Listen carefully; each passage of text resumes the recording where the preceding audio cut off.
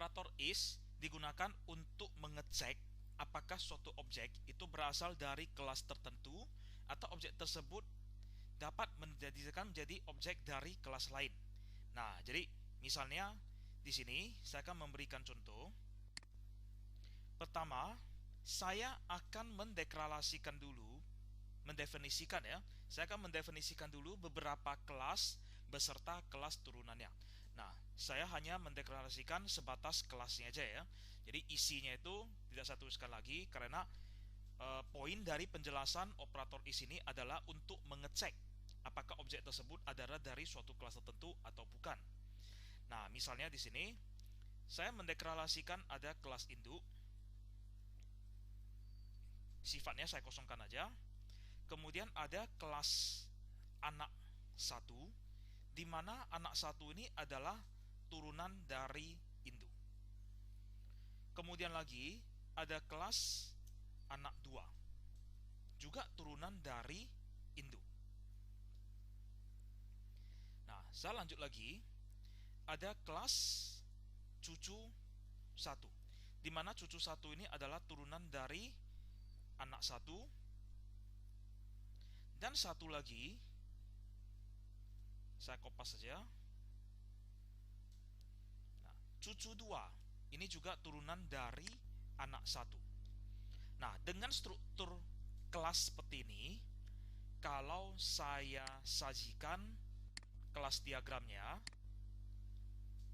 nah, maka akan Anda lihat di sini induk akan menurunkan ke dua kelas, yakni anak 1 dan anak 2.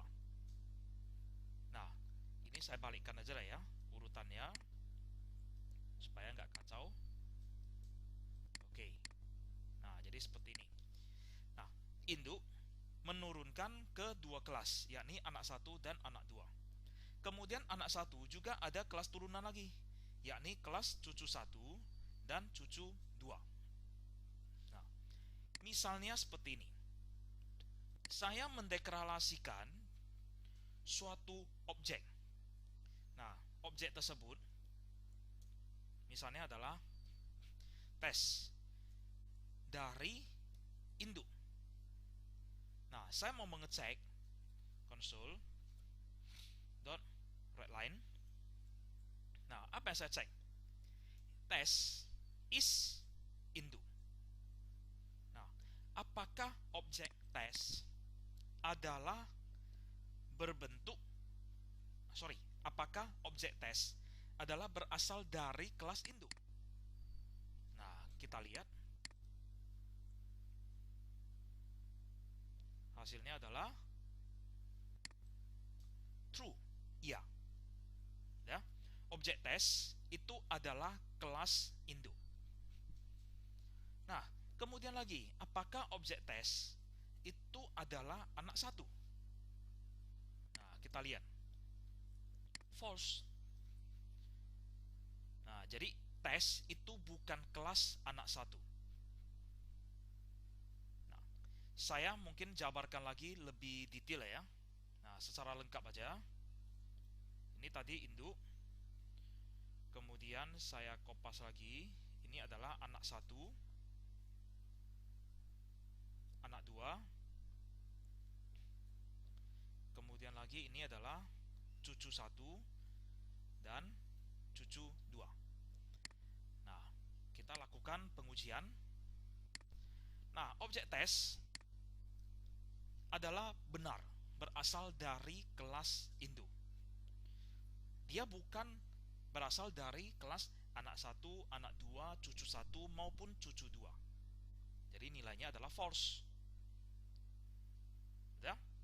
Nah, kemudian saya ubah sekarang. Tes ini adalah berstruktur kelas anak 1. Ya? Tes adalah berstruktur anak 1. Nah, coba kita lihat.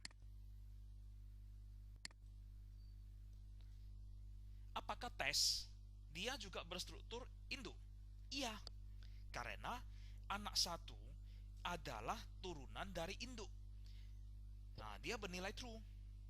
Tes is induk adalah bernilai true.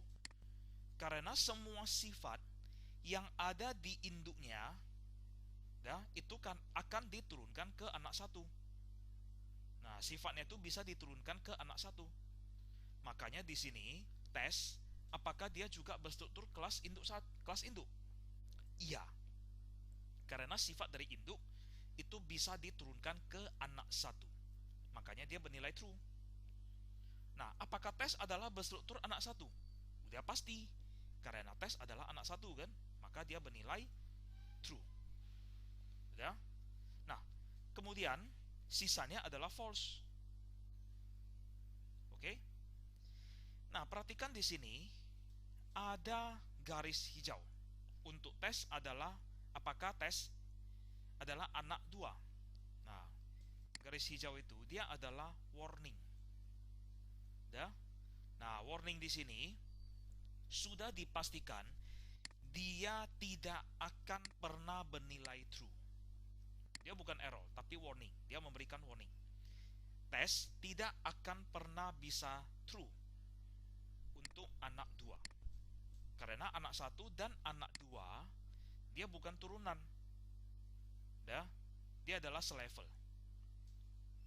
Oke, jadi dia tidak akan pernah bernilai true. Oke, kita coba lagi.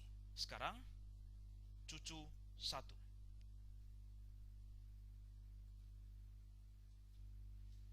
Nah, apakah tes adalah berstruktur cucu 1?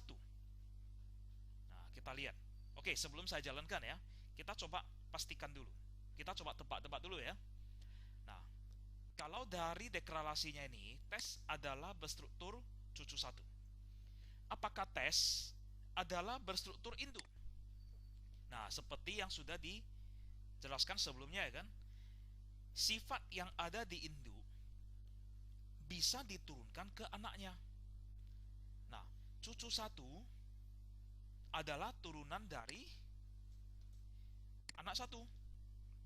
Dan anak 1 adalah turunan dari induk. Sifat yang ada di induk bisa saja diturunkan ke cucu 1. Karena ini adalah turunannya. Nah, maka harusnya ini adalah bernilai true.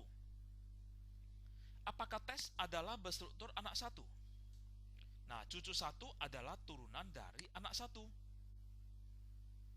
Ya, cucu 1 adalah turunan dari anak 1. Sifat yang ada di anak 1 bisa diturunkan ke cucu 1. Nah, maka seharusnya ini juga bernilai true. Apakah tes adalah anak 2? Nah, ini sudah beda turunan. Dia selevel. Ya, saudara. Nah, maka di sini pasti bernilai false. Apakah tes adalah cucu 1? Sudah pasti. Ya, nah, dari sini kan dia udah pasti, tidak akan mungkin false. Sudah pasti true. Apakah tes adalah cucu 2? Nah, cucu 1 dan cucu 2 ini adalah saudara, selevel. Maka dia tidak mungkin true. Dia pasti false.